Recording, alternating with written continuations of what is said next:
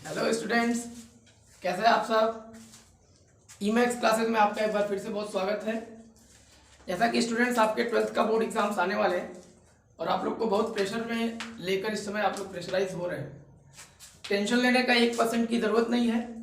हमारे चैनल के माध्यम से आपको हर चैप्टर की chapter wise one shots video available कराई जाएंगी, जिससे एक चैप्टर का पूरे टॉपिक का इंपॉर्टेंट टॉपिक्स का निचोड़ बना के आपको दिया जाएगा।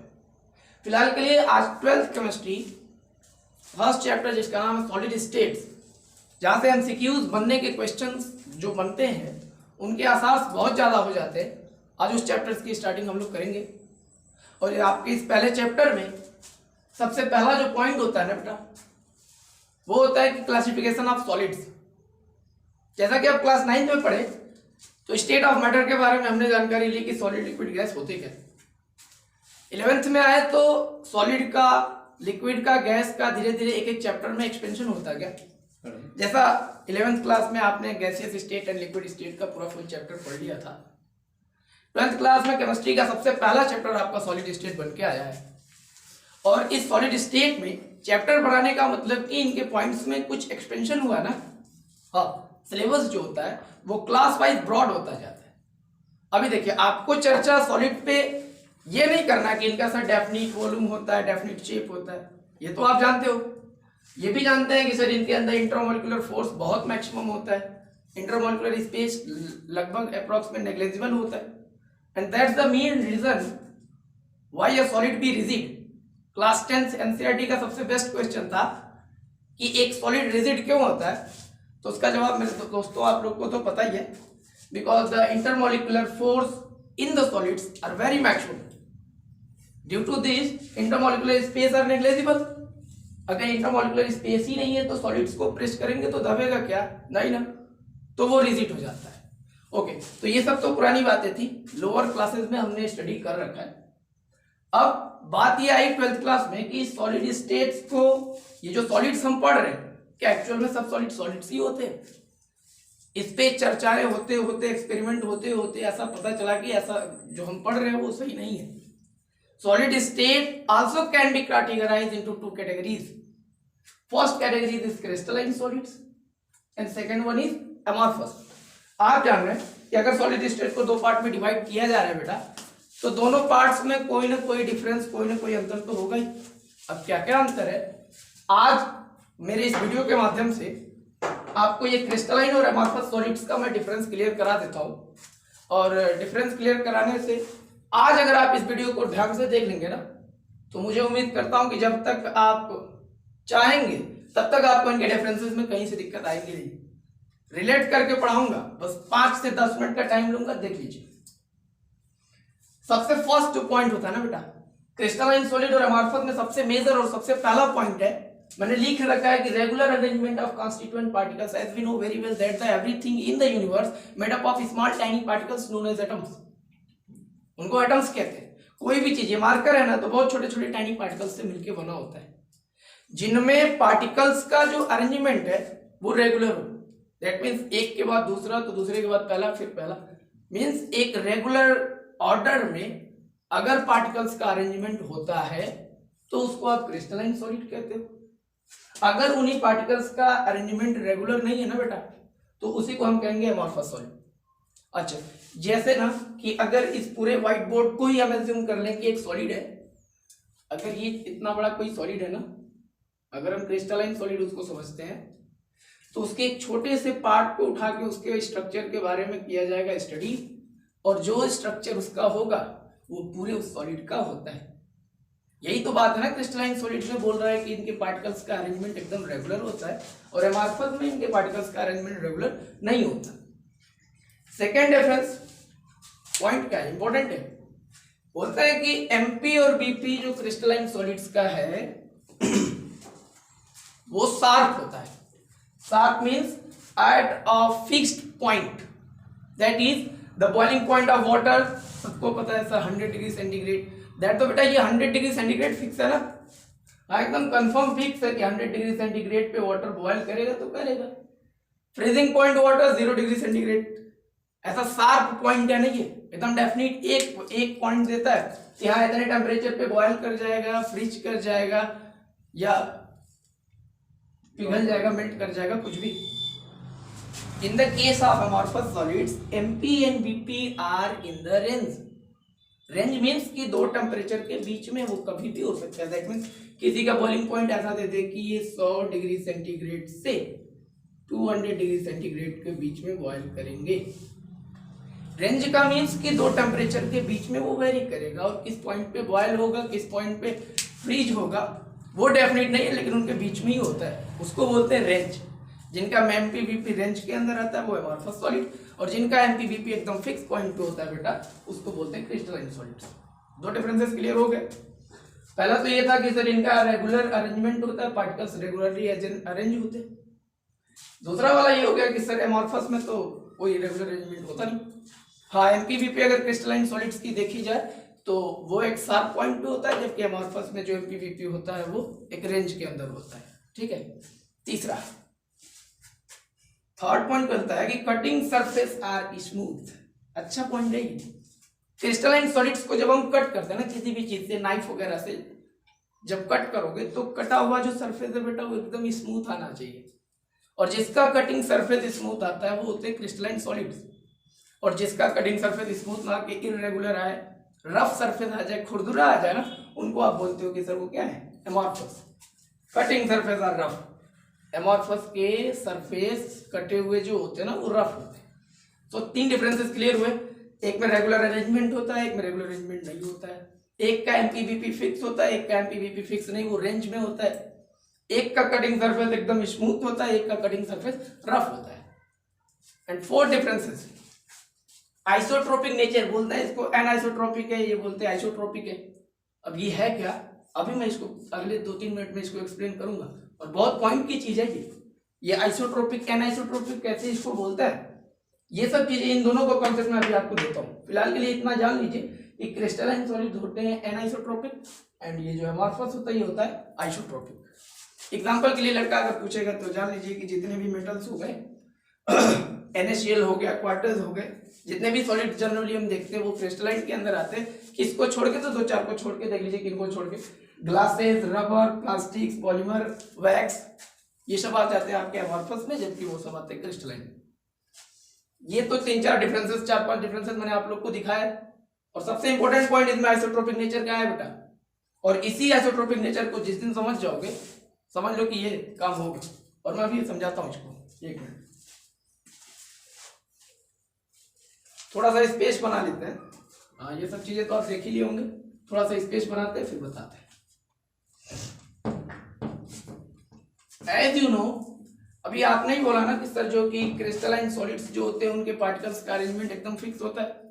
तो let us take a small example, let us take a small piece of any crystalline solids. That means मैंने एक छोटा सा कोई क्रिस्टलाइन सॉलिड का ये पीस ले लिया, और इनमें इनके पार्टिकल्स को मैं बना रहा हूँ, ड्रॉ कर रहा हूँ, ए बी ए बी। ये फिक्स हो रहा है ना कि ए के बाद बी आएगा, फिर बी के बाद ए के बाद बी, ऐसा करके फिक्स पॉइंट आता है। ओके, मैंने एक सॉलिड्स का एग्जांपल लिया और इनके अंदर के पार्टिकल्स को ड्रॉ किया। आप बोलोगे सर ए के बाद बी तो फिक्स है ना कि बी के बाद ए आया और ए के बाद फिर बी आएगा। एक रेगुलर एंड एक डेफिनिट ऑर्डर में ये जुड़े होते हैं इनके constituent particles.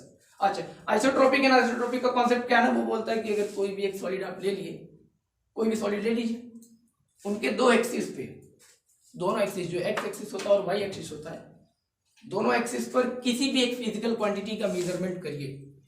Late us take कि जो फिजिकल क्वांटिटी हमें लेना है, उस फिजिकल क्वांटिटी को मैं रेजिस्टेंस ले लेता हूं। क्या? रेजिस्टेंस। हम लोग रेजिस्टेंस को मेजर करेंगे इस सॉलिड के along the X axis and along the Y axis. X और वाई दोनों एक्सिस के अलोंग रेजिस्टेंस को हम मेजर करने जा रहे हैं। थोड़ा ध्यान दीजिएगा। लेट अस अज्यूम, मैंने मान लिया कि ए का जो रेजिस्टेंस है बेटा वो है 1 ओम एंड बी का जो रेजिस्टेंस है वो है 2 ओम। तो इसमें जहां जहां पार्टिकल्स ए होगा उसका रेजिस्टेंस 1 ओम होगा, और जहां जहां पार्टिकल बी होगा उनका रेजिस्टेंस 2 ओम होगा। देखिए, मैं 1 ओम 2 1 2 1 1 मैंने एक क्रिस्टलाइन सॉलिड्स लिया। सॉलिड्स के एक्स एक्सिस और वाई एक्सिस के अलोंग एक physical quantity that means resistance का मेजरमेंट करने के लिए मैं चल रहा हूँ। मैंने मान लिया कि पॉइंट ए जो उसमें पार्टिकल्स है उसका रेजिस्टेंस 1 ओम है, पॉइंट बी जो है उसका जो रेजिस्टेंस है वो 2 ओम है। नाउ तो calculate the value. Total x axis के अलावा कितनी रेजिस्टेंस की वैल्यू होगी, तो आप बोलोगे 2 1 3 3 1 4 4 4 2 6 ओम। ये 6 ओम जो वैल्यू आई बेटा वो किसके अलावा आई है, एक्स एक्सिस। वाई एक्सिस के अलावा कैलकुलेट करोगे तो 1 2 3 ओम। अब आप खुद बताइए ये जो x और y एक्सिस के अलावा हमने दो वैल्यू को फाइंड किया है, क्या बोथ वैल्यूज आर सेम और डिफरेंट? डिफरेंट ना। 3 ओम इज नॉट इक्वल टू 6 ओम ना, ये दोनों वैल्यू आपस में डिफरेंट है। अगर x और y दोनों एक्सिस की वैल्यू डिफरेंट होती है ना बेटा, उसको बोलते हैं एनआइसोट्रोपिक। क्या बोलते हैं? एनआइसोट्रोपिक। और एनआइसोट्रोपिक नेचर किस में लिखा है आपने? क्रिस्टलाइन में। आपने सॉलिड कौन सा लिया था? क्रिस्टलाइन लिया था। दैट मींस कि एनआइसोट्रोपिक का मतलब कुछ भी नहीं, बस इतना जान लीजिए कि एक क्रिस्टलाइन सॉलिड्स के अंदर पार्टिकल्स का अरेंजमेंट तो रेगुलर हो गया। अब उस सॉलिड्स के एक्स एक्सिस और वाई एक्सिस दोनों के अलावा फिजिकल क्वांटिटी आप ये ले लीजिए ना, रेजिस्टेंस, उसी का मेजरमेंट करने के लिए चलेंगे।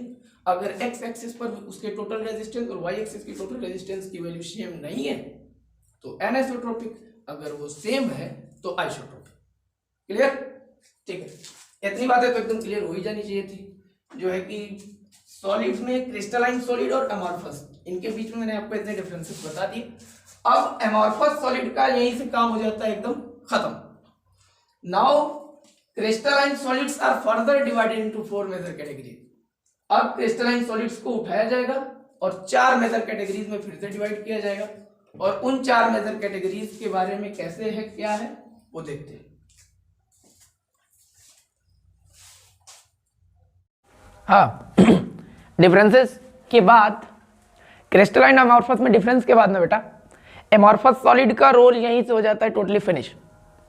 अब क्रिस्टलाइन सॉलिड्स को उठाया जाता है और उस पर डिटेल स्टडी किया जाए, और करने के बाद ये पता चला कि क्रिस्टलाइन सॉलिड्स भी 4 टाइप के होते हैं। जैसा कि मैंने पीछे मेंशन कर रखा है, आप देख रहे हैं कि crystalline solids are further categorized into 4 major categories. First type is molecular solids, second is ionic, third is metallic and last one is network solid, या उसी को कोवेलेंट सॉलिड्स भी कहते हैं। बहुत सिंपल लैंग्वेज में शॉर्ट में देख के चलते, क्वेश्चन कहाँ से बन सकते हैं उसको देखते हैं। बात आएगी मॉलिक्यूलर सॉलिड्स की व्हाट आर मॉलिक्यूलर सॉलिड्स, तो the solids which are made up of molecules, वो सॉलिड जो मॉलिक्यूल्स से मिलके बने होते हैं उनको मॉलिक्यूलर सॉलिड बोलते हैं। इजी डेफिनेशन है ना। हाँ, इंपॉर्टेंट पॉइंट वाली चीज यहाँ पे ये है कि molecular solids are also 2 type. Molecular side 2 type के होते हैं बेटा, एक को पोलर मॉलिक्यूलर सॉलिड्स बोलते हैं, एक को नॉन पोलर मॉलिक्यूलर सॉलिड्स बोलते हो। अब ये पोलर नॉन पोलर क्या है, कॉन्सेप्ट थोड़ा सा तगड़ा है, देखिएगा। इलेक्ट्रोनेगेटिविटी जानते हो? What is electronegativity? The tendency to attract the shared pair electron toward itself. Share किए गए इलेक्ट्रॉन को अपने तरफ खींचने की जो टेंडेंसी होती है बेटा, उसी को बोलते हैं इलेक्ट्रोनेगेटिविटी। वही इलेक्ट्रोनेगेटिव एलिमेंट होते हैं जो शेयर किए गए इलेक्ट्रॉन को अपनी तरफ खींचने लगे, उनके ऊपर हल्का सा पार्शियल नेगेटिव चार्ज आ जाता है, और जिनका इलेक्ट्रॉन अट्रैक्ट किया जाता है उनके ऊपर पार्शियल पॉजिटिव चार्ज आ जाता है, उसको हम पोलर बोलेंगे। आइए देखते बताते हैं।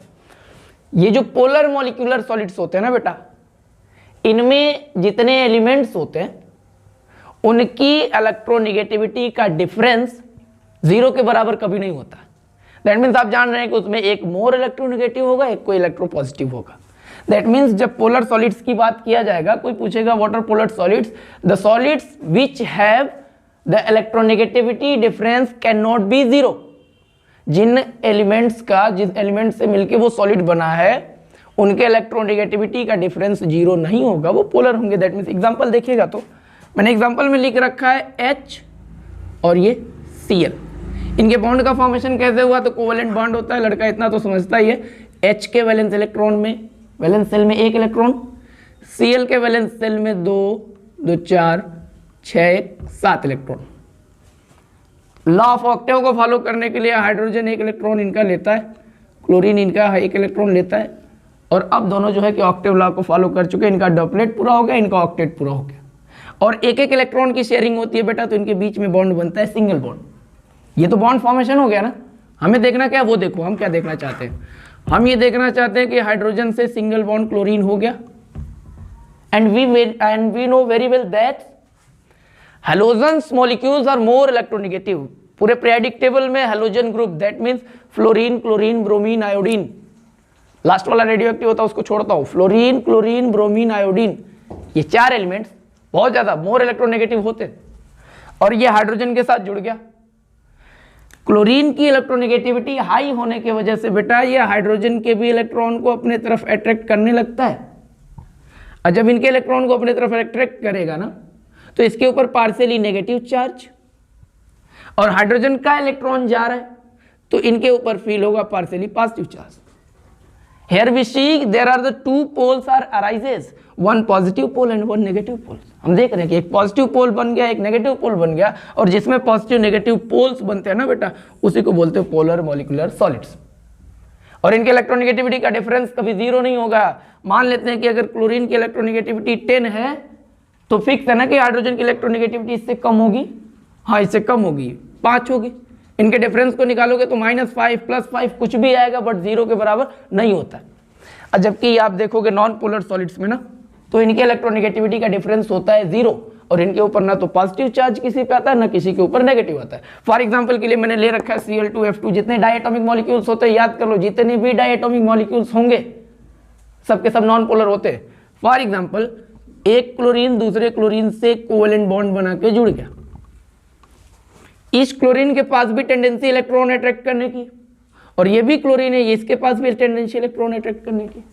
दोनों के पास बराबर की ताकत है, इलेक्ट्रॉन को खींच रहे हैं, ना इलेक्ट्रॉन उनकी तरफ शिफ्ट होगा ना इलेक्ट्रॉन इनकी तरफ शिफ्ट होगा, इलेक्ट्रॉन रह जाएगा बीच में, ना पॉजिटिव चार्ज इनके ऊपर ना पॉजिटिव चार्ज नेगेटिव इनके ऊपर। देयरफॉर यहाँ पे कोई पोल अराइज नहीं होता है, इसको बोलते बेटा नॉन पोलर।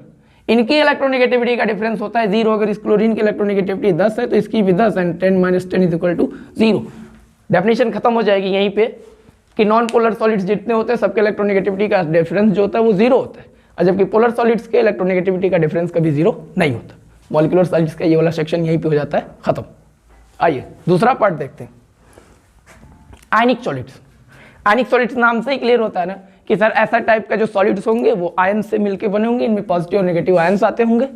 एग्जाम्पल के लिए देखेंगे तो KCl, NaCl, ZnS, MgO, एक पे पॉजिटिव एक पे नेगेटिव, मतलब आयन से मिलके जो सॉलिड बनते हैं उनको आयनिक सॉलिड बोलते हैं। आयनिक सॉलिड्स में बेसिकली जो आयन जुड़े होते हैं वो आयनिक बॉन्ड से जुड़े होते हैं। थर्ड आता है बेटा मेटेलिक सॉलिड्स। मेटेलिक सॉलिड्स में कैसे क्या अरेंजमेंट होता है उनका अरेंजमेंट देखिएगा। मेटेलिक सॉलिड्स में कुछ पॉजिटिवली चार्ज्ड आयन होते हैं। एक टर्म आता है कर्नेल, एक टर्म आता है कर्नेल। तो कर्नेल क्या होता है कि पॉजिटिवली चार्ज जो आयन होते हैं ना उन्हीं को एक वर्ड हम देते हैं कर्नेल। कर्नेल नाम आएगा तो कंफ्यूज नहीं होना। कर्नेल क्या है? Kernel is nothing, only the positively charge ion is called kernel. Also the free electron also present in molecular solids. Molecular solid दो चीज से मिलकर बनता है, एक कर्नेल से मिलकर बनता है, एक फ्री इलेक्ट्रॉन से मिलकर बनता है। वही फ्री इलेक्ट्रॉन फ्री होता है जो पूरे क्रिस्टल में घूमता है ना। CF इलेक्ट्रॉन भी उसको बोलते हैं। मेटेलिक सॉलिड्स के एग्जांपल देखेगा तो लड़के को जितने मेटल्स का नाम आता है सब इसमें भर देगा, copper, iron, magnesium, aluminium, silver, ETC। Network solids में आ जाओ, इसको कोवेलेंट सॉलिड्स भी बोलते हैं। कोवेलेंट सॉलिड्स जो कोवेलेंट बॉन्ड बनते हैं ना बेटा, वो एकदम नेटवर्क के स्ट्रक्चर का बनता है, बड़ा कॉम्प्लिकेटेड रहता है। कोवेलेंट बॉन्डेड सॉलिड जितनी भी होते हैं सबको नेटवर्क सॉलिड्स हम बोल सकते हैं। नेटवर्क सॉलिड्स का जो स्ट्रक्चर होता है बड़ा कॉम्प्लिकेटेड होता है, 3 डायमेंशनल होता है। और आप लोग को पता है ना ये नेटवर्क सॉलिड और कोवेलेंट सॉलिड्स का बड़ा 2 फेमस एग्जांपल है। एक को बोलते हो डायमंड, दूसरे को बोलते हो graphite. SiO2 is also is example. ये 4 पार्ट्स हो गए क्रिस्टलाइन सॉलिड्स के। इसके बाद यूनिट सेल्स की चर्चा की जाएगी। लड़ावा से हो गया बोला। आइए यूनिट सेल पे चर्चा करते हैं दोस्त। इंपॉर्टेंट क्वेश्चंस चैप्टर फर्स्ट में इंपॉर्टेंट क्वेश्चन MCQ टाइप का बनेगा, तो यूनिट सेल से ज़्यादा चांसेस होते हैं कि यहाँ से बनेगा। और पूरा डिटेल में यहाँ की इन्फॉर्मेशन आपको इस वीडियो में, यूनिट सेल क्या है, कहाँ से होता है, पैकिंग इफिशियंसी कितना है, नंबर ऑफ पार्टिकल्स कितने होते हैं, एटम कहाँ कहाँ होते हैं, सब कुछ इसमें चर्चा किया जाएगा। सबसे पहले देखा जाए ये जो यूनिट सेल है ना, ये जो आपके इस 12th के सिलेबस में पढ़ना उस यूनिट सेल का जो साइज है, जो उसका शेप स्ट्रक्चर है वो क्यूब का है, क्यूबिकल स्ट्रक्चर है। बस एक बात दिमाग में बैठा लीजिए, यूनिट सेल का मतलब क्यूब, और उसी क्यूब को लेके पूरी चर्चा हम लोग कर लेंगे। ठीक है, अभी देखते हैं यूनिट सेल को बेटा डिवाइड किया गया दो पार्ट में। दो टाइप के यूनिट सेल होते हैं। पहले वाले को बोलते हैं सिंपल, या उसी का दूसरा नाम प्रिमिटिव यूनिट सेल, और दूसरा वाला होता है सेंटर्ड यूनिट सेल। अच्छा, इन सेल को जानने से पहले तो एक बात ये जान लीजिए कि अगर हमारा यूनिट सेल क्यूब के स्ट्रक्चर का है तो दो बेसिक नॉलेज होता है बेटा क्यूब के बारे में, वो जानिए। एक क्यूब में कॉर्नर्स, जो नंबर ऑफ कॉर्नर्स होते हैं वो टोटल होते हैं 8। एक रूम को क्यूब मानोगे तो ऊपर 4 कॉर्नर, नीचे 4 कॉर्नर, टोटल 8 हो जाते हैं। और जो फेज होता है, फेस, ये 6 होता है। 6 फेज का मतलब इधर वाला रूम के दीवार 1 2, साइड वाला 3 4, ऊपर का 5 और नीचे का 6, तो टोटल फेज होते हैं 6 और कॉर्नर होते हैं 8। अब स्टार्ट करते हैं। जो सबसे पहला टाइप है यूनिट सेल का बेटा, जिसको सिंपल या प्रिमिटिव यूनिट सेल बोलते हो, जिसको सिंपल या प्रिमिटिव यूनिट सेल बोलते हो, उसमें ये होता है ना कि जो नंबर ऑफ पार्टिकल्स होते हैं, इन यूनिट सेल में जो पार्टिकल होते हैं वो सिर्फ और सिर्फ कॉर्नर पे होते हैं। ध्यान देने वाली बात यही है, सिंपल या प्रिमिटिव यूनिट सेल में जो पार्टिकल होंगे वो कॉर्नर पे होंगे। तो टोटल कितने कॉर्नर होते हैं? 8 होते हैं। तो 8 कॉर्नर पे पार्टिकल्स होते हैं। देखिए मैंने एक क्यूब बना रखा है, यूनिट सेल है आपका, जिसमें 1 2 3 4 5 6 7 8 कॉर्नर थे, और 8 कॉर्नर पे ये स्फेयर, गोल सर्किल के नुमा का मैंने स्ट्रक्चर बना दिया। ये नंबर ऑफ पार्टिकल्स दिखा रहे हैं। अब आती है बात सेंटर्ड यूनिट सेल की। तो सेंटर्ड यूनिट सेल में क्या होता है कि कॉर्नर पर तो पार्टिकल्स रहेगा ही रहेगा, उस कॉर्नर्स के अलावा यूनिट सेल में और कहां कहां हो सकता है, उसी के बेसिस पर सेंटर्ड यूनिट सेल को भी 3 टाइप में डिवाइड किया गया। अगर 8 कॉर्नर के अलावा एक पार्टिकल्स उस क्यूब के एकदम बीच में, सेंटर में है ना, बॉडी के एकदम बीच में है, उसको बोलते हैं बॉडी सेंटर्ड सेल। देखिए 8 कॉर्नर पर पार्टिकल्स बनाने के बाद बेटा एक पार्टिकल्स मैंने ड्रॉ किया एकदम इसके मिडल में, ये बॉडी सेंटर्ड सेल कहलाएगा, जिसको शॉर्ट फॉर्म में बीसीसी करके, एग्जाम में सीधा आपसे बीसीसी बोलेगा, बॉडी सेंटर्ड बोलने के चांसेस कम होते हैं। फेस सेंटर्ड को एफसीसी या एचसीपी करके बोलेगा, पूरा फुल नाम फेस सेंटर्ड नहीं लेता। एंड लास्ट टाइप होता है इंड सेंटर्ड। सिंपल में तो पता चल गया ना कि 8 कॉर्नर पे होते। अब सेंटर्ड में आओगे तो जो सबसे पहला टाइप है बॉडी सेंटर्ड, उसमें 8 कॉर्नर के अलावा बेटा एक पार्टिकल्स एकदम मिडल में प्रेजेंट होता है। फेस सेंटर्ड में आएंगे तो 8 कॉर्नर पर तो होगा ही, जान लीजिए जितने भी यूनिट सेल हैं सब में पार्टिकल्स जो होते हैं 8 कॉर्नर पर होते हैं, ये चीज तो एकदम फिक्स है। 8 कॉर्नर के अलावा बीच में आ गया तो बॉडी सेंटर्ड हो गया ना।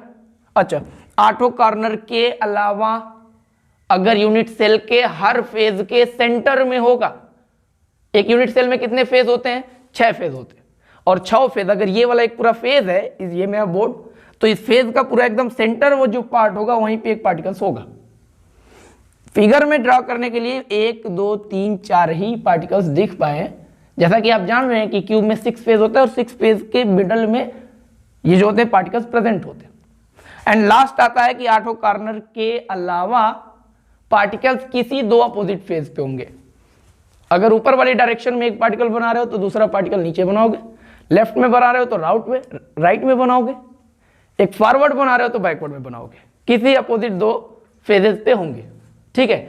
अच्छा, तो ये तो यूनिट सेल का एक नॉर्मल सा स्ट्रक्चर मैंने आप लोग को दिखा दिया। एक होते हैं प्रिमिटिव, एक होता है सेंटर्ड। प्रिमिटिव में खाली कॉर्नर पे, बीसीसी में आएंगे तो कॉर्नर के अलावा बीच में, एफसीसी में आएंगे तो कॉर्नर्स के अलावा 6 फेज के मिडल में, ईसीसी में आएंगे तो कॉर्नर्स के अलावा किसी अपोजिट 2 फेज पे। आइए नंबर ऑफ एटम्स देख लेते हैं। यहां से क्वेश्चन आएगा कि सबसे ज्यादा नंबर ऑफ एटम किस सेल में होते हैं, या एफसीसी में कितने सेल्स में कितने एटम्स होते हैं, तो उनको निकालने का कैलकुलेशन का तरीका मैं आप लोग को बता रहा हूं। देखिए number of atom, simple primitive में नंबर ऑफ एटम बता रहा हूं। एक होता है ना क्रिस्टल लैटिस, जब यूनिट सेल खूब ज्यादा संख्या में एक साथ इकट्ठा होते हैं ना तो वो क्रिस्टल लैटिस का फॉर्मेशन करते हैं। फॉर एग्जांपल ये जो ब्रिक्स से बनी दीवारें हैं ना, उन पूरे दीवारों को आप क्रिस्टल लैटिस बोल सकते हो। उसमें से एक ईंट को खींच के निकाल लो, वो आपका यूनिट सेल होता है। तो जब यूनिट सेल क्रिस्टल लैटिस के अंदर होता है, ध्यान दीजिएगा, तो उस यूनिट सेल का एक कॉर्नर 8 यूनिट सेल के कॉर्नर से शेयर किया होता है। एक कॉर्नर 8 यूनिट सेल के कॉर्नर से शेयर किया होता है। अब एक यूनिट सेल को मैं खींच के निकाल ले आऊं तो ये अपना ही शेयर तो लेके बाहर आएगा ना, बाकी 8 के शेयर को क्या करेगा, छोड़ देगा।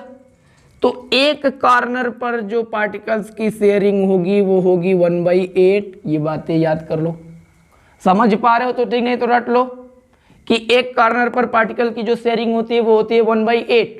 एग्जाम्पल के लिए अगर तुमको समझाने के लिए मैं बताऊं तो एक ये जो बॉल है ना, फुटबॉल रख के इधर से 2 ईंट इधर से 2 इधर से 4 ईंट फुटबॉल के दोनों तरफ मैंने रख दिया। अभी भी फुटबॉल ऊपर से कुछ दिख रहा है, अब 2 इधर से और फिर 2 इधर से, टोटल 8 ईंट्स हैं, ब्रिक्स रखा हूं, बीच में फुटबॉल है।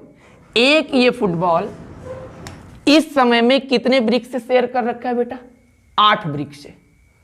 8 ब्रिक्स से शेयर करके रखा है। फुटबॉल को निकाल के लाऊंगा तो उस फुटबॉल में अपना वाला ही तो शेयर लेके आएगा ना। जब क्रिस्टल लैटिस के अंदर यूनिट सेल था तो एक कॉर्नर 8 यूनिट सेल से शेयर किया था। अब उसी सेल को मैं खींच के बाहर निकालूं तो वो अपना शेयर लेके आ रहा है। दैट मीन्स उसके एक कॉर्नर पर जो शेयरिंग है वो 1/8 की है।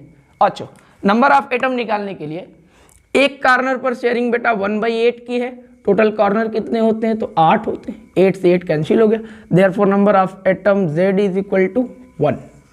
क्वेश्चन बनेगा सिंपल यूनिट सेल या प्रिमिटिव यूनिट सेल में कितने नंबर ऑफ एटम होते हैं, तो कितने होते हैं, 1। चलिए दूसरे वाले में देखते हैं, BCC में।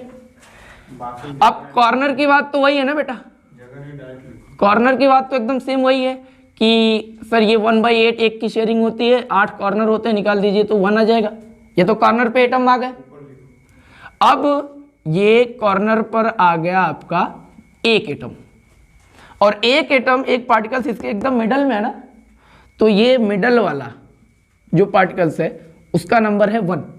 Therefore total number of atom in BCC that is 1 + 1 is equal to 2। ये जो मिडल वाला पार्टिकल्स बनाए हो ना बेटा, ये एकदम सेल के सेंटर्ड में है। दैट मीन्स वो सेल का ही शेयरिंग किया है, वो बस एक सेल से शेयर किया है। ध्यान रखिएगा, इसलिए बोल रहा हूं कि जब फेस सेंटर्ड में बताऊंगा तो वहां पे शेयरिंग 1/2 की समझाऊंगा। यहाँ पे ये जो शेयर है इसका फुल शेयर इस रूम में है, इस सेल में है, इसीलिए मैंने इसको 1 + 1 करके number of particles Z is equal to 2 लिख लिया। याद कर लीजिएगा ये सब चीजें।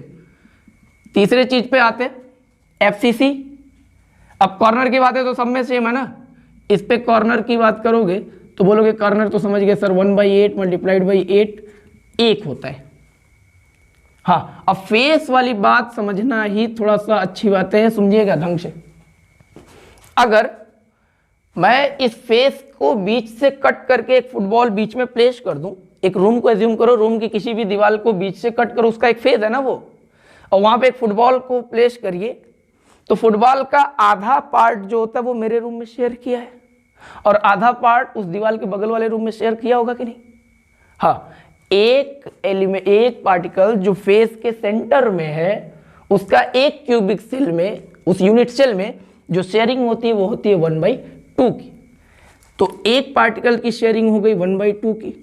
टोटल कितने फेज पे हैं पार्टिकल, तो 6 पे, 2 3 6। देयरफॉर बेटा कॉर्नर वाले एटम आ गए थे 1, फेज पे एटम्स की शेयरिंग आ गई थी 3। Therefore Z is equal to 4। और इंपॉर्टेंट बात, सबसे बड़ी बात तो ये है ना, Z इज इक्वल टू 4। सबसे बड़ी बात ये है कि FCC के पास ही नंबर ऑफ एटम सबसे ज्यादा होते हैं। लास्ट नंबर ऑफ एटम निकाल लेते हैं हम ECC में। तो ECC के लिए यहां से इधर दिखाते हैं आपको, ये जो कॉर्नर है ना, कॉर्नर पर नंबर ऑफ पार्टिकल होते हैं 1, और किसी अपोजिट 2 फेज में इनमें होते हैं। लड़का जान चुका है, बोलता है सर FCC में जो फेस पे होते हैं ना, जो फेस पे पार्टिकल्स होते हैं उनकी शेयरिंग होती है 1/2 के, और अपोजिट 2 पे हैं तो मैंने 2 फेज पे, 2 से 2 कैंसिल हो जाएगा। Z इज इक्वल टू एक कॉर्नर वाला और एक फेज वाला, Z is equal to 2। Number of particles in end centered unit cell is 2। ध्यान से देखो, सिंपल या प्रिमिटिव में नंबर ऑफ पार्टिकल्स कितने आ गए, 1। BCC में कितने नंबर ऑफ एटम्स हैं, तो 2, एक कॉर्नर वाला एक बीच वाला, मिला के 2। FCC में नंबर ऑफ एटम देखोगे तो कहोगे सर कॉर्नर वाला 1 और एक फेज पे शेयरिंग 1/2 की 6 फेज हैं तो 3 3 1 4 और इंड सेंटर्ड में आओगे तो नंबर ऑफ पार्टिकल होते हैं z इज इक्वल टू 2। एकदम लास्ट बात, आखिरी बात मैं बोल रहा हूँ, पैकिंग एफिशिएंसी की टॉपिक आपके चैप्टर में है, since your examination is on the based MCQs, है ना, मल्टीपल क्वेश्चंस आने वाले। पैकिंग एफिशिएंसी का डिटेल पूरा एक्सपेंशन तो आपको दिखाना है नहीं, याद कर लीजिए। क्वेश्चन यहाँ से बन सकता है, सिंपल प्रिमिटिव सेल की पैकिंग एफिशिएंसी होती है 52.4%। सिंपल प्रिमिटिव सेल की जो पैकिंग एफिशिएंसी होती है 52.4%।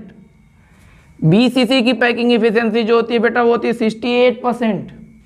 और लास्ट FCC की पैकिंग एफिशिएंसी जो आपकी होती है वो कितनी होती है 74%। ये 3 पैकिंग एफिशिएंसी का परसेंटेज आपके दिमाग में होना चाहिए। अच्छा, पैकिंग एफिशिएंसी वैसे अगर डिटेल में पढ़ना होगा तो किसी वीडियो में मैं पढ़ाऊंगा, फिलहाल के लिए निकालते कैसे वो इसका फॉर्मूला मैंने यहाँ लिख रखा है। Packing efficiency Z into volume of particles upon में volume of cell.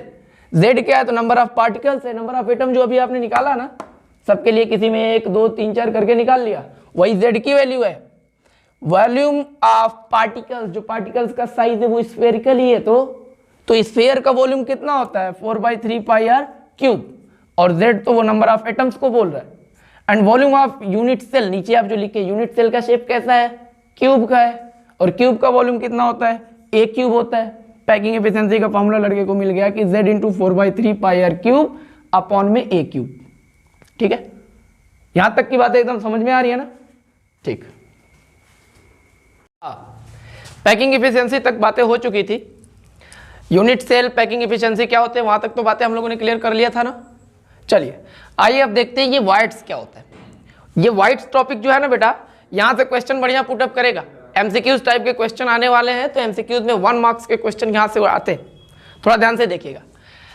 Packing efficiency basically थी क्या कि एक जो यूनिट सेल है, ये जो एक यूनिट सेल है ना, इस यूनिट सेल में कितने % तक नंबर ऑफ एटम भरे हुए हैं, उसी को तो पैकिंग एफिशिएंसी बेसिकली आप बोलते थे। आपने बताया कि सर FCC जो था face centered cubic unit cell था, उसमें आपने कहा कि सर नंबर ऑफ एटम 4 होते हैं और सबसे ज्यादा होते हैं, तो भैया उनकी पैकिंग एफिशिएंसी भी तो 74% थी। जिनमें नंबर ऑफ पार्टिकल्स या एटम ज्यादा होंगे उनकी पैकिंग एफिशिएंसी ज्यादा होती है। अच्छा, अब आप बताइए अगर कोई यूनिट सेल 74% भरा है तो उसमें वाइट्स कितना होगा, तो 100 - 74 वो उनकी वाइट्स के परसेंटेज को बताएंगे ना, कि वो बताएगा कि इस यूनिट सेल में इतना जगह खाली है। और यूनिट सेल में स्पेस वैकेंट होता कैसे, बेसिकली हमने देखा कि जितने एटम्स होते थे, चाहे कॉर्नर पे, चाहे मिडल में, चाहे फेज में, वो सब स्फेयर के शेप के होते थे ना। ठीक है, उन स्फेयर के शेप में होने के कारण आप ऐसा बोल सकते हो कि इन ऑल टाइप ऑफ पैकिंग, चाहे जो भी पैकिंग आपने पढ़ लिया हो, HCP का पढ़ लिया, CCP का पढ़ लिया, FCC का पढ़ लिया, BCC का पढ़ लिया, और जितने भी पैकिंग होते हैं सब पैकिंग में आप ये देखेंगे कि कुछ न कुछ वैकेंट स्पेस हो जाते हैं, बिकॉज द एटम्स और particles are in the spherical shape. And हम जानते हैं कि जब स्फेयर्स को मिलाएंगे ना तो उनके बीच में गैपिंग वगैरह बच जाती है। अब बात आ गई कि वाइट्स होते क्या, तो आप बताएंगे यही ना कि सभी पैकिंग में कुछ न कुछ वैकेंट स्पेस खाली रह जाती है, उन्हीं वैकेंट स्पेस को आप बोलते हो voids. In all type of packing some vacant space are left, उसी को वाइट्स बोलते हैं। वाइट्स 2 टाइप के होते हैं दोस्त, जहां से क्वेश्चंस अराइज होते हैं उस टॉपिक को थोड़ा सा ध्यान देते हैं। पहला जो टाइप्स होता है उसको बोलते हैं टेट्राहेड्रल वाइट्स, एंड दूसरे वाले को बोलते हैं ऑक्टाहेड्रल वाइट्स। टेट्राहेड्रल और ऑक्टाहेड्रल नाम से क्लियर हो रहा है ना। टेट्राहेड्रल्स में कितने नंबर ऑफ फेजेस होंगे, 4 होंगे। ऑक्टाहेड्रल में नंबर ऑफ फेजेस कितने होंगे, तो 8 होंगे। क्वेश्चन कहां से बनता है वो चीज देखते हैं। देखिए टेट्राहेड्रल वाइट्स जो बनता है ना बेटा, वो 4 स्फेयर के मदद से बनता है। 4 स्फेयर की मदद का मतलब, एक स्फेयर नहीं समझता तो टेनिस की बॉल समझते हो ना। हाँ ठीक है, मैं थोड़ा सा समझाने की कोशिश करता हूँ, समझिएगा। 3 टेनिस की बॉल को एक पास लाके क्लोज करके सटा के रख दिया गया, और एक और टेनिस की बॉल को लाके इनके ऊपर रख दिया गया। नंबर ऑफ पार्टिकल कितने हो गए, 1 2 3, और जो ऊपर से रखा वो 4। तो 4 टेनिस की बॉल को, 3 टेनिस बॉल को एकदम एक पास सटा के रखा, तो बीच में कुछ ये वाइड्स, कुछ गैप क्रिएट हो गया कि नहीं हो गया, ये गैप क्रिएट हुआ ना। और ऊपर से एक बॉल और रख दिया, तो क्या ये गैप फिल हो गया, नहीं, फिर भी ये वाइड्स, ये वैकेंसी बनी रहेगी। तो 1 2 3 4 नंबर ऑफ एटम के कारण जो वाइड्स क्रिएट होता है बेटा, उसी वाइड्स को बोलते हो टेट्राहेड्रल वाइड्स। और टेट्राहेड्रल बोलने का क्या मतलब है वो समझो। मैं थोड़ा इसी 2D फिगर में 3D का फील दूंगा, बस खाली थोड़ा सा 2 मिनट के लिए, हाँ कंसंट्रेशन। 3 बॉल प्लेन पे, एक बॉल इसकी प्लेन के ऊपर, हाथ से टच करोगे तो एक फेज इधर दिखेगा, एक फेज इधर 2, एक ये 3 और एक ये जिसके ऊपर रखा है ना नीचे वाला सरफेस, 4 फेज के बीच में जो वाइड्स क्रिएट होता है उसको टेट्राहेड्रल वाइड्स बोलते हैं। इंपॉर्टेंट पॉइंट ये है कि इनमें फेज होते हैं 4। कोऑर्डिनेशन नंबर या नंबर ऑफ स्फीयर दोनों एक ही बात है। क्वेश्चन एमसीक्यूज में ऐसे आएगा कि ऑक्टाहेड्रल में या टेट्राहेड्रल में कोऑर्डिनेशन नंबर कितने होते हैं या नंबर ऑफ स्फीयर कितने होते हैं। तो ये वाइड्स क्रिएट करने के लिए बेटा 4 एटम्स की इस्तेमाल आपने किया था, इसलिए इसका कोऑर्डिनेशन नंबर भी 4 होता है और इसका नंबर ऑफ स्फीयर भी कितने होंगे, 4 होंगे।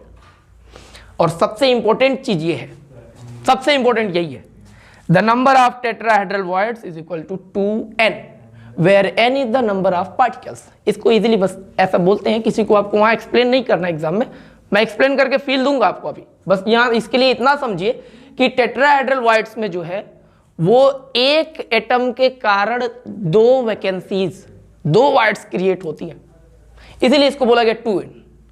टेट्राहेड्रल वाइड्स में एक एटम के कारण 2 वाइड्स क्रिएट होंगी, एक ऊपर होगा और एक नीचे होगा। अच्छा, रेडियस ऑफ टेट्राहेड्रल वाइड्स, ये भी क्वेश्चन में, ये क्वेश्चन पूछ सकता है एग्जाम में कि टेट्राहेड्रल वाइड्स का रेडियस कितना होता है, तो 0.225 capital R। What is capital R? तो कैपिटल R किसी एक स्फीयर का रेडियस है, किसी एक स्फीयर के रेडियस में मल्टीप्लाई करेंगे 0.225 से तो हमें टेट्राहेड्रल वाइड्स की रेडियस पता चल जाती है। सो ये इंपॉर्टेंट चीजें हैं। टेट्राहेड्रल वाइड्स में लड़के ने देखा नंबर ऑफ फेस कितने होते हैं, 4 होते हैं। कोऑर्डिनेशन नंबर कितने होते हैं, 4। स्फीयर कितने इस्तेमाल किए गए, तो 4 किए गए। Number of tetrahedral voids is equal to 2n।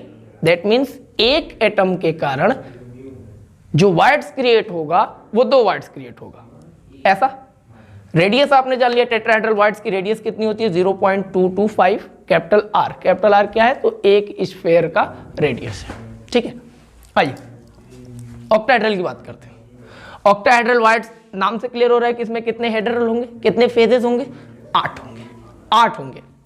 और ये वाइड्स क्रिएट होता है 6 स्फीयर से, 6 स्फीयर के कारण। ये वाइड्स कितने स्फीयर से क्रिएट होता था, तो 4 से। और ये वाइड कितने स्फीयर से क्रिएट हो रहा है, तो 6 से। कैसे, देखिए टेनिस की बॉल की बात मैं कर रहा हूं समझाने के लिए। 1 2 3 देखो, 1 2 3 एंड 4, ये 4 टेनिस बॉल को एक पास सटा के रख दिया एकदम क्लोज करके। बीच में कुछ वैकेंसीज क्रिएट हो गई ना बेटा, ये स्पेस खाली हो गया ना। अच्छा, अब एक बॉल को इसके ऊपर ला के रख दिया। देखो ये मैंने डॉटेड से बना रखा है, एक बॉल को इसके ऊपर ला के रख दिया, ये 5वां बॉल। और इनको ऐसे ही उठाकर और इनके अंदर पीछे से बैक साइड से एक बॉल को और प्लेस कर दो। मैं इसको छोटा सा यहाँ बना देता हूँ, फील करिएगा, अगर फोकस होगा तो समझ जाएंगे। ये 6 बॉल है, दैट मीन्स ये कि 4 बॉल प्लेन पर है, एक बॉल इसके ऊपर है बाहर की तरफ और एक बॉल उसके अंदर की तरफ। टोटल नंबर ऑफ बॉल्स कितने हो गए, 1 2 3 4 5 और एक अंदर वाला 6। दैट मीन्स नंबर ऑफ, जो इसमें कोऑर्डिनेशन नंबर कहोगे वो भी 6 या नंबर ऑफ स्फीयर कहोगे तो 6। ऑक्टाहेड्रल वाइड्स क्रिएट होता है 6 स्फीयर से। या ऑक्टाहेड्रल वाइड्स का कोऑर्डिनेशन नंबर कितना होता है, तो 6 होता है। फेज की बात कहा मैंने कि 8 होता है, थोड़ा सा इसको फील करिए।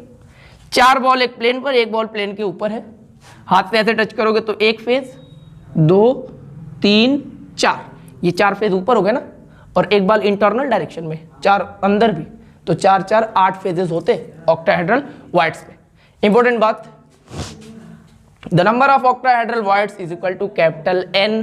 दैट मीन्स बेटा यहाँ एक एटम एक ही वैकेंसी क्रिएट करता है। जब एक एटम के कारण एक वाइड्स क्रिएट होता है ना, तो वो ऑक्टाहेड्रल होता है।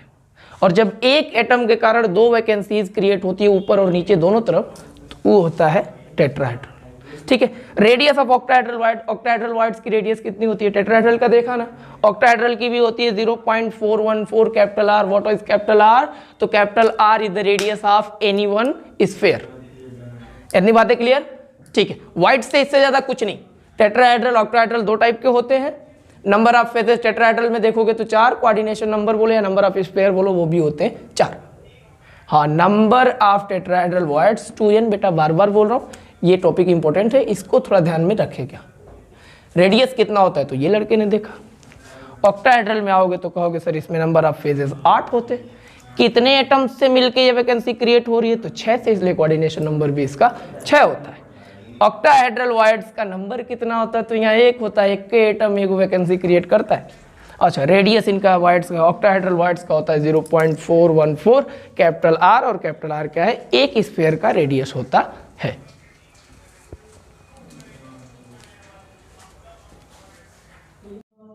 क्रिस्टल में डिफेक्ट्स के बारे में देखते हैं। जैसा कि पहले चैप्टर में सभी टॉपिक्स को हमने टच कर लिया है। यूनिट सेल कर लिया, पैकिंग एफिशिएंसी कर लिया, वाइड्स कर लिया। अब ये जो बचा आपका defects in crystal, important question, यहाँ से भी क्वेश्चन एराइजेस हो सकते हैं, होते भी हैं।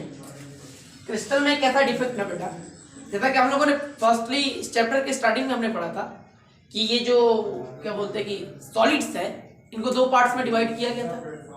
एक को क्रिस्टलाइन सॉलिड, एक को अमॉर्फस सॉलिड। क्रिस्टलाइन का डेफिनेशन यही तो था कि इनमें पार्टिकल्स का जो अरेंजमेंट होता है वो रेगुलर होता है और लॉन्ग टर्म का होता है ना, लॉन्ग ऑर्डर होता है। तो उन्हीं पार्टिकल्स के अरेंजमेंट को स्टडी किया गया तो डिफेक्ट्स कुछ अराइजेस हुए। कैसे कैसे डिफेक्ट्स अराइजेस हुए, बहुत ही इजी लैंग्वेज, रटना नहीं है। तुम एक बार समझोगे ना, देखेगा तो एकदम समझ में आ जाएगा, बस 2 मिनट का टाइम। डिफेक्ट क्रिस्टल्स में सबसे पहला डिफेक्ट आता है बेटा वैकेंसी डिफेक्ट का। और वैकेंसी डिफेक्ट्स में होता क्या है कि कुछ लैटिस साइट जो होती है वो वैकेंट होती है। जैसे मैंने यहाँ इमेज में बना रखा है, आप लोग को क्लियर हो रहा होगा कि ये मैंने कोई एक क्रिस्टलाइन सॉलिड्स लिया है, इसके अंदर के नंबर ऑफ पार्टिकल्स को दिखा रहा हूं, पर ये जो स्क्वायर रेक्टेंगल साइज का जो एटम्स बन गया ना पार्टिकल्स, ये वैकेंट है। बाकी ये जो सर्कुलर है ये सब उनके एटम प्रेजेंट है। तो जब किसी क्रिस्टल में कुछ स्पेस वैकेंट हो जाए, उस डिफेक्ट को वैकेंसी डिफेक्ट कहते हैं। क्लियर? किसी भी डिफेक्ट में कुछ वैकेंसी क्रिएट हो जाए या कोई स्पेस वैकेंट हो जाए, उसको बोलेंगे vacancy defect. Second defect, interstitial defect. You know what is interstitial sites? ये जो एटम्स हैं, एटम्स के बीच में जैसे 1 2 3 4 एटम्स है ना, 4 एटम्स के बीच वाला ये जो स्पेस है ना, इसी स्पेस को बोलते हैं इंटरस्टिशियल साइट। और इसमें क्या होता है कि जो पार्टिकल्स होते हैं ना, वो पार्टिकल्स इंटरस्टिशियल साइट्स में आ जाते हैं। वैकेंसी में कुछ स्पेस वैकेंट हुआ करते थे, इंटरस्टिशियल डिफेक्ट में आप बोलोगे कि सर कुछ पार्टिकल इंटरस्टिशियल प्लेस पे या इंटरस्टिशियल साइट्स पे आते हैं, तो वो भी तो वैकेंसी, वो भी तो डिफेक्ट क्रिएट करते हैं। और जो डिफेक्ट पार्टिकल्स के इंटरस्टिशियल साइट्स में आने के कारण क्रिएट होता है, उसको बोलेंगे इंटरस्टिशियल डिफेक्ट। इसके बाद शॉर्टकी डिफेक्ट्स। अच्छा, इंपॉर्टेंट सही है। शॉर्टकी डिफेक्ट क्या बोलता है कि किसी भी क्रिस्टल्स के अंदर, बेसिकली अगर आयनिक क्रिस्टल हम देख रहे हैं तो पॉजिटिव आयन और नेगेटिव आयंस बहुत ज्यादा मिलके बने होते हैं। इस शॉर्टकी डिफेक्ट में बोलते हैं कि missing of equal number of cation and anion. अगर एक एनायन मिस है ना, तो एक कैटायन का भी मिस होना जरूरी है। वो न्यूट्रलिटी मेंटेन करने के लिए करते हैं, है ना। एक पॉजिटिव वाला गायब होगा तो एक नेगेटिव वाला भी गायब होगा। किसी क्रिस्टल से 2 पॉजिटिव अगर खत्म हो गए तो वहां से 2 नेगेटिव भी खत्म होंगे। That type defect is called Schottky defect. देखने में क्लियर होगा, ये माइनस माइनस बीच में प्लस ही रहा होगा, यहां से प्लस पॉजिटिव साइड्स जो है कि वैकेंट हुई है, तो जाहिर सी बात है एक नेगेटिव साइड्स भी वैकेंट होगी, ये नेगेटिव साइड वैकेंट हुई। यहां से पॉजिटिव हुआ, यहां से नेगेटिव हुआ। दैट मींस बस छोटा सा इतना दिमाग में फील रखो ना बेटा कि शॉर्टकी डिफेक्ट होता क्या है, तो missing of equal number of cation and anion. जिस डिफेक्ट में इक्वल नंबर, सेम नंबर में कैटायन एंड आयन मिस होते हैं, मतलब गायब हो जाते हैं, उस टाइप का जो डिफेक्ट क्रिएट होता है उसको आप बोलते हैं शॉर्टकी डिफेक्ट। फ्रेंकल डिफेक्ट्स, ये जो फ्रेंकल डिफेक्ट्स है, यहाँ से क्वेश्चन, यही 4 इंपॉर्टेंट है, यहाँ से क्वेश्चन आते हैं। फ्रेंकल डिफेक्ट्स में क्या होता है ना कि एटम्स अपने वर्जिनल पोजीशन को छोड़कर इंटरस्टिशियल साइट में मूव कर जाते हैं। अपने एक्चुअल साइट्स को छोड़ के इंटरस्टिशियल साइट में मूव कर जाएंगे और वहां से जो वैकेंसी क्रिएट होती है उसको आप बोलते हैं फ्रेंकल डिफेक्ट।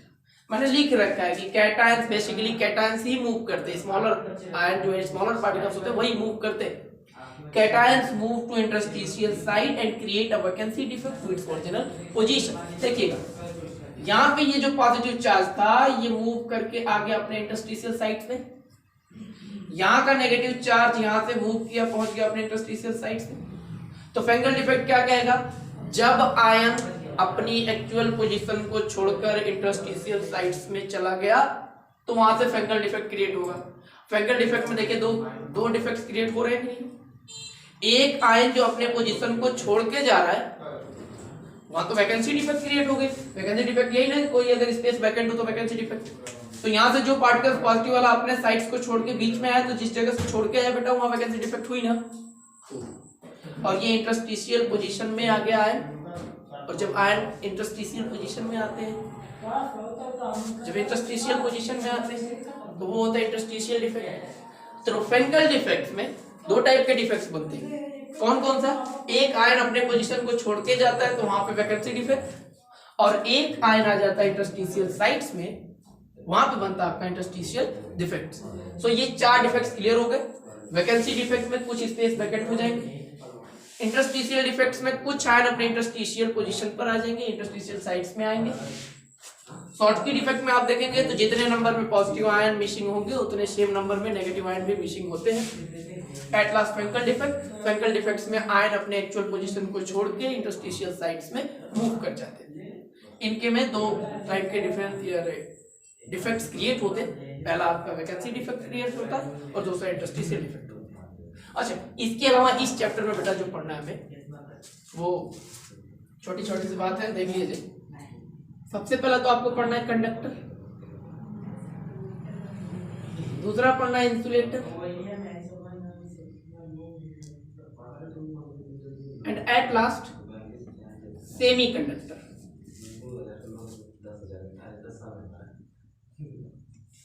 इन सब चीजों पे ज्यादा टाइम ना दीजिए, छोटी छोटी टॉपिक से वन लाइन क्लियर हो जाएगी। कंडक्टर्स क्या आते हैं, तो आज दो substances which are the good conductor of electricity का कंडक्टर्स, और उसका अपोजिट जो कंडक्टर इलेक्ट्रिसिटी को कंडक्ट नहीं करता है इंसुलेटर्स। हाँ, पॉइंट ये है कि ये सेमीकंडक्टर क्या होते हैं, इसमें थोड़ा सा जाना जाता है। ये सेमीकंडक्टर आपके सिलेबस में भी है और इसको थोड़ा सा डिटेलिंग हम लोग कर लिया जाए। डिटेलिंग करने का मतलब ये है ना बेटा, देखिए ये जो सेमीकंडक्टर्स होते हैं ये बेसिकली होते क्या है, तो सुनिए, जितने मेटल्स होते हैं वो conductors, non metals insulator, and जितने मेटलाइट्स होते हैं ना वो सेमीकंडक्टर के अंदर आते हैं। सबसे बेस्ट एग्जांपल इसका सिलिकॉन और जर्मेनियम आता है। Silicon and germanium are the best example of semiconductors. अब सेमीकंडक्टर दो टाइप के होते हैं, एक एक्सट्रिंसिक सेमीकंडक्टर, एक इंट्रिंसिक सेमीकंडक्टर। वीडियो पास